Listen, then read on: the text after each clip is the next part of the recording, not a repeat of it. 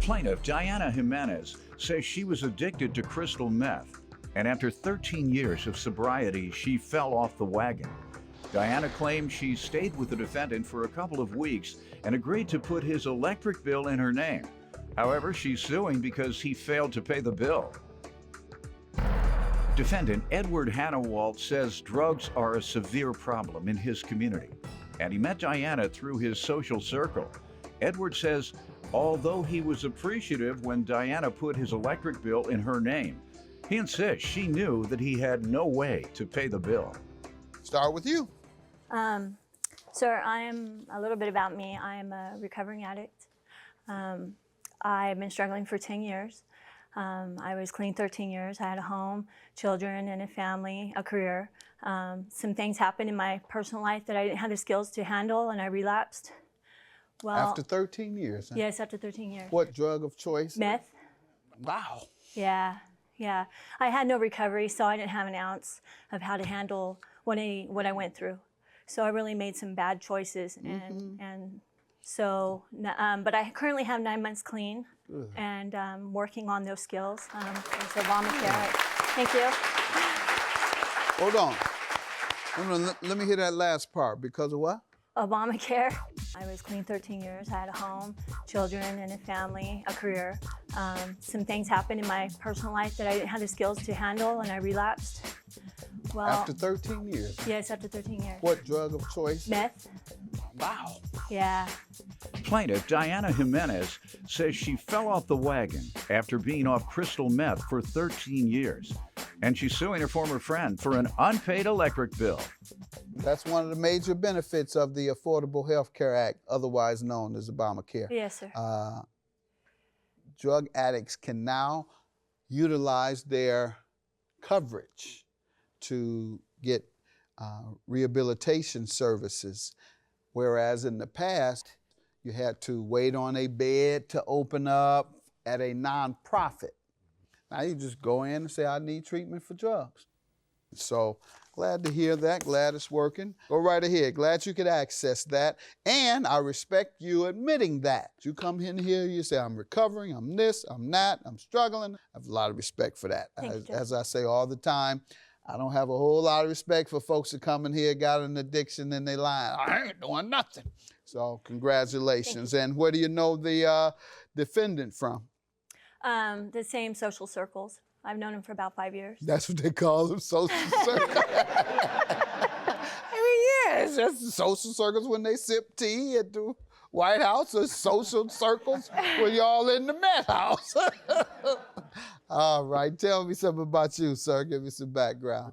I met Diane about 5 years ago through my cousin and his social circle. The town that we live in, that place is, you were talking about the drug addiction and all that, this place is off the hook. You're standing there on your telephone, someone will come up and ask you to borrow it, you hand it to them, they run off. What city and state? Oildale, Bakersfield, California. Not only that, they're at your house the next day wanting to sell it back to you. In a place, so for her to get in recovery, so I'm so glad she got help. More people need to do that. But we've known each other for about. Have you struggled with an addiction? Yeah, I battled them most of my life. My biggest one was alcohol. I haven't had a drink, and I had 8 drunk driving. Anything else we need to help you with? I'm doing fine, sir. I'm in recovery. Good enough. Lord's been helping me with that quite a bit. All right. You all are the type of folks that have those drug challenges that I appreciate coming in and being open and honest, because those are the ones that succeed. It's a struggle every day, sir. Good to know and hear you talk about that. How does the defendant owe you $1,009? Well, I was bouncing from place to place, trying to get a DUI class out of the way so I could get my license back. How long ago was that? That was last November. I asked to stay with him. I asked if I could stay until I got accepted into the recovery home. And so it was about 2.5 weeks I stayed with him. I helped him around the house. I used my food card to keep us fed and help him get 2 of his rooms for rent that he rents. He rents out his house, his rooms, to help with his means. And that was our agreement. And so I asked him if there's anything else I could do before I left. It was 2 days before I was to leave. And he asked me if I could put the electric bill in my name. and he presented how he had worked it out, how the rooms would be able to help him make his means. And I've known him for 5 years. He's been in the same spot for that long. So I thought there was no probable reason he couldn't make that. So I agreed to do it. I needed a deposit because it had been so long since I had service in my name in Bakersfield. So they had my number. When I hooked up the service, I let them know I was going to be out of town, that Ed would be handling it so he could talk about the account if he needed to call. And they had my number. I had my phone the whole time I was in the recovery home. Nobody ever called me, so I figured he was good to go.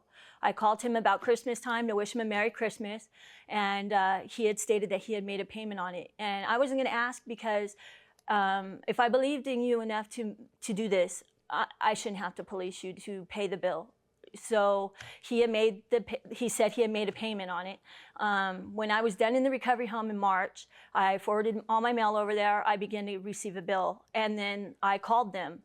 They said that the partial service was still hooked up, and I asked them if he had ever made a payment. They said no, so I told him to disconnect it. And then I sent him a copy of the bill, a picture of the bill on this. Did he agree to pay? He did, and text messages. Right, but he hasn't, obviously. Yeah. Plaintiff Diana Jimenez says she fell off the wagon after being off crystal meth for 13 years, and she's suing her former friend for an unpaid electric bill. Sir?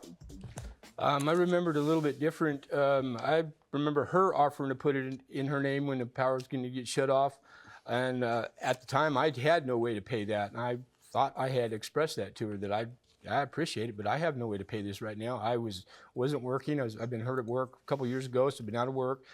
I usually rent out rooms in my home to cover my bills, and I didn't have anybody in at the time.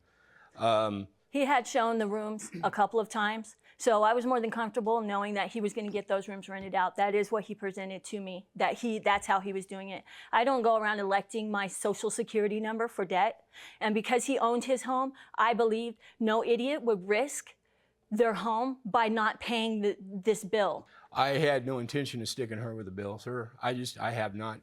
I'm barely getting on my feet as it is, and I had no way to pay that bill. I used the power while I was there. I guess it is my debt, sir. I just haven't had a way to pay it. All right, you are the kind of litigants I love. Does your witness want to say anything? You want to say anything? All right, I'm good. sorry. No, No. don't get up here. You might not tell the truth. I'm loving this case. These are the type of litigants I like. This makes me happy. I'm not going to go back there half mad like I do half the time because folks insult my intelligence all the time. I'm going to, if you don't mind, ma'am, I'm going to grant you judgment, but I'm going to give him 60 days to pay. All right, judgment for the plaintiff. Have a good day. We haven't seen each other for a while, but I have no hard feelings with her. I'm sorry that I haven't been able to pay that bill. I wish him well. I'm not mad at him.